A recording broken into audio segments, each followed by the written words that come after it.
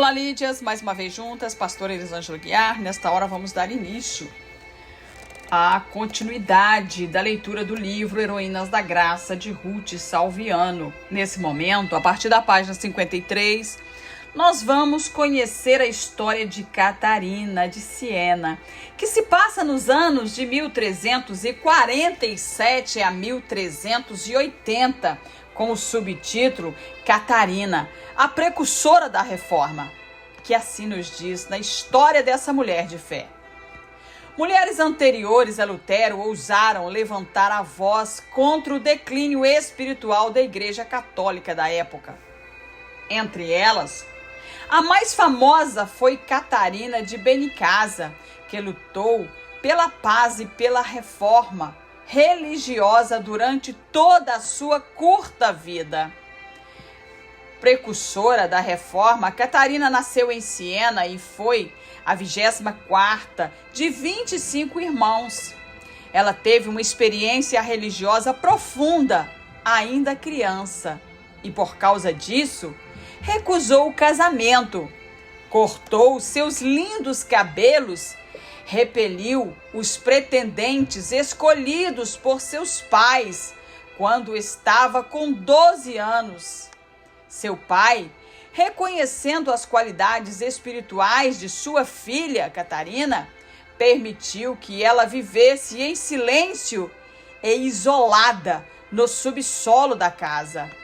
A oração sustentava a vida de Catarina, que passava a pão e água e dormia pouco, pois muito orava pelas madrugadas. Depois de 3 anos de isolamento, ela ouviu o chamado de Deus para purificar a igreja, à época cheia de orgulho e avareza. Em 1363, Catarina passou a levar uma vida religiosa na terceira ordem dos dominicanos, usando um véu branco, uma capa preta e servindo aos pobres. As freiras dominicanas, em sua maioria viúvas e idosas, não viviam em um convento, mas nas próprias casas, onde em plena liberdade consagravam-se ao amor a Deus. Quando a peste negra atingiu Siena, 1/3 da população morreu. Muitos iam dormir à noite e eram encontrados mortos de manhã. Catarina e seus seguidores permaneceram na cidade e trabalharam incessantemente, incansavelmente no cuidado dos doentes. Sem qualquer medo da morte ou preocupação com o próprio bem-estar físico, ela não saiu do lado dos enfermos. A sua fama e influência cresceram ainda mais quando partiu para evangelizar outras cidades e tentar convencer os líderes da igreja a lutar por sua purificação. O Papa Gregório XI, estava com Aviton, na França, cercado de luxúria e de intriga política, e Catarina instou a voltar a Roma. Ele assim o fez pela sua insistência, mas morreu logo depois. Após alguns anos, ela também morreu, com 33 anos de idade, em Roma.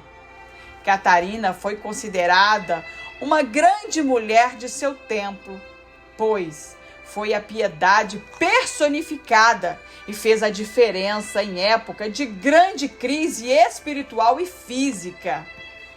Reconhecimento do tempo de Deus. Porque se você ficar calada agora, de outro lugar virá o socorro e livramento para os judeus. Mas você e a casa de seu pai perecerão. Mas quem sabe se não foi para uma conjuntura como esta que você foi levada a esta condição de rainha Isso foi o que Mardoqueu informou a rainha Ester no livro de Ester, capítulo 4, versículo 14. Como Ester, Catarina não temia a morte. Se perecer, pereci. Assim disse a rainha da Pérsia, escolhida por Deus para trazer a paz e justiça naquele tempo de crise espiritual e física. Os objetivos de Deus não são impedidos pela falta de ação ou pela falta de coragem de um cristão. Mas aquele que se recusa a cumprir a vontade divina perde a bênção pelo serviço não prestado. Querida mulher cristã, você consegue imaginar como Deus poderá abençoá-la quando você passar mais do que apenas alguns minutos em comunhão com Ele? Você entenderá melhor o melhor momento do Senhor e o seu controle da história e da nossa vida. Não se entristeça nos dias maus. Não se rebele culpando a Deus, mas sirva-o com mais ardor.